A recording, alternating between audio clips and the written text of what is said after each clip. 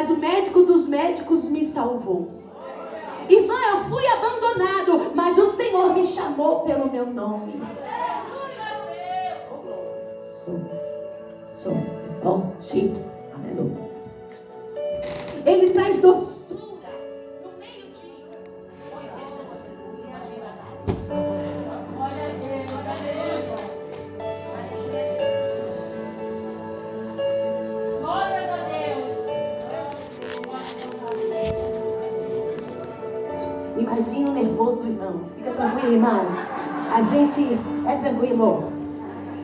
Na sua história de tristeza, nos seus momentos mais difíceis, de mais angústia, você pode perceber a doçura do Espírito Santo cuidando de ti. É isso que está acontecendo aqui. Um período terrível, triste, difícil, sangrento. Mas o Senhor ainda tem doçura. Bom, o contexto que está acontecendo é que, a partir do versículo 1, diz: nos dias dos juízes, que os juízes julgavam, houve fome na terra. Por isso, um homem de Belém de Judá saiu a peregrinar nos campos de Moabe, ele e sua mulher e seus 2 filhos. Este homem morava em Belém, Belém de Judá, Israel. Belém significa casa do pão. Mas Israel está passando fome. Na casa do pão não tem comida. Então Elimeleque sai com sua esposa Noemi e seus 2 filhos. E eles vão para a terra chamada Moabe. Moabe não é em Israel. Fica a cerca de 80 quilômetros de distância, não é muito longe, mas não é de Israel. Não pertence ao povo de Deus. E na verdade, a história dos Moabitas é muito triste. Os Moabitas aconteceram quando Ló teve um incesto com suas filhas, que planejaram um incesto. Tiveram relacionamento com seu pai, o embebedando. Então nasceram dessas 2 filhas de Ló 2 filhos. E um filho se chama Moabe, que significa filho do meu pai. Os Moabitas começaram com uma história terrível, onde Deus não aprova incesto. Deus não aprova pecado. Mas Ló não é parente de Abraão, é parente de Abraão. Abraão não é amigo de Deus, é amigo de Deus. Deus não tem aliança perpétua com Abraão? Tem. Mas com o pecado Deus não tem. Então não é porque eu sou ungido, não é porque eu tenho um parentesco, não é porque Deus me escolheu, eu faço parte de uma família, porque Deus me ama, porque Deus tem uma aliança com a minha casa, que se eu pecar, Deus vai dizer: não, eu preciso tanto de você que eu não vou te corrigir. Deus corrige. Deus é santo. Com Deus não se brinca. Assim começou a história dos Moabitas. Isso aqui é terrível, né, irmãos? Que triste. Teve os 2 filhos. Um dos filhos teve uma nação, os Moabitas. E quando você vê a história deles, é sangrenta. Moabitas e Israel sempre brigaram, sempre entraram em guerra. Mas Elimeleque, em um momento de crise em Israel, ele deixa a sua terra, ele deixa o seu povo e pega a sua família, Noemi e seus filhos, e vão para Moabe. Os irmãos entenderam o cenário que é Moabe? Ele pega a sua família e vai para Moabe. Só que quando ele chega nessa cidade, ele fica por volta de 10 anos. Na verdade, ele morre. Noemi agora fica viúva. Os filhos de Elimeleque e Noemi, eles se casaram com 2 mulheres moabitas que moravam nessa cidade. Uma delas se chama Ruth, a outra se chama Orfã. Só que os 2 filhos de Noemi morrem. E agora Noemi, que é viúva, também perdeu os seus 2 filhos. Que tristeza. Que tristeza. Ela interpreta, diz a Bíblia, toda essa dor, o luto de perder o seu esposo, o luto de perder os seus 2 filhos, como Deus a castigando. Ela diz: Deus está me castigando. Então ela quer voltar para a sua terra. Ela chora muitíssimo com as suas duas noras. Uma deixa Noemi e a outra fica com Noemi.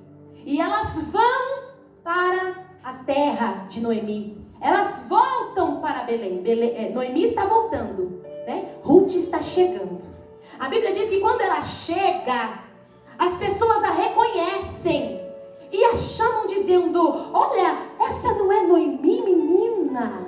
Olha Noemi voltando. Mas quando ela escuta as pessoas com saudade, talvez dizendo: não é ela, Noemi, ela diz assim: por que vocês estão chamando a mim Noemi? Não me chamem de Noemi, me chamem de Mara.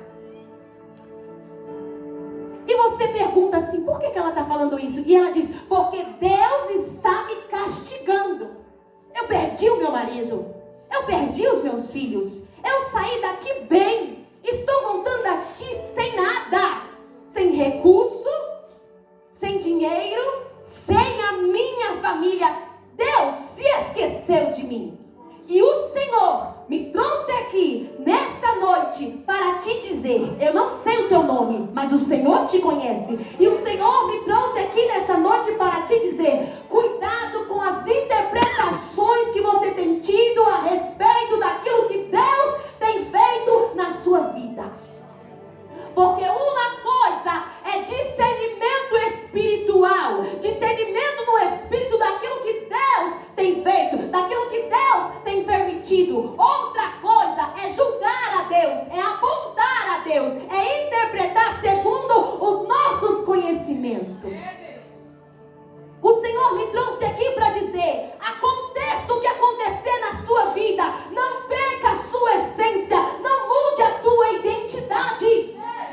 Aleluia, Pai. Ele, o autor da tua história, continua sendo santo, continua sendo bom, continua sendo amável. Somos nós que diante das estações da vida, do inverno, do verão, primavera, outono, se tem dinheiro ou não, se está de luta ou não, nós mudamos. Mas esse Deus que se assenta no alto e sublime trono, Ele não muda. Ele permanece sendo Deus e permanece sendo bom. Meu Deus do céu. Mas por que eu digo para não mudar a sua essência? Porque quando alguém olha, aponta e diz: não é Noemi, ela diz: não me chame de Noemi, me chame de Mara. Vou falar aqui alguns significados dos nomes para vocês entenderem. Noemi significa agradável, graciosa, delicada, encantadora. Deve ser por isso que as suas noras, quando ela disse: me deixem, eu vou voltar para minha terra, fiquem aqui, casem de novo, deve ser por isso que elas choram muito. Porque elas conheceram uma mulher vinda de Belém, que era encantadora, agradável, graciosa e delicada. Elas tinham que dar glória a Deus mesmo com uma sogra dessa. Aleluia. Aleluia, né? Achou? Aleluia.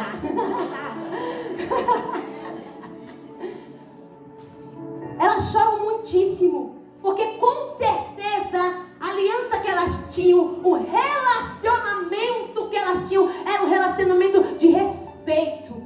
Uma coisa que eu achei lindo e que é muito difícil é que quando Noemi fala com elas, Noemi as chama de filhas. Eu não sei se ela tinha desejo de ter meninas, porque ela só teve 2 meninos e morreram. Mas elas as chama de filhas. Isso é tão nobre, porque ela não vê no relacionamento da nora com seu filho uma competição. Ela se coloca no lugar de mãe, não só deles, mas das meninas.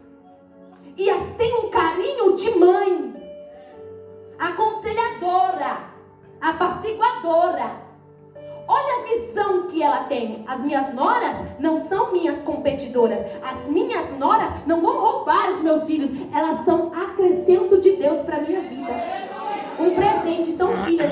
Talvez meninas que eu não tive, Deus me deu 2 meninas. Eu tenho um filho. É que Jesus está voltando, mas eu já estou orando. Entendeu? Porque eu quero que o Senhor abençoe. E que não seja uma guerra.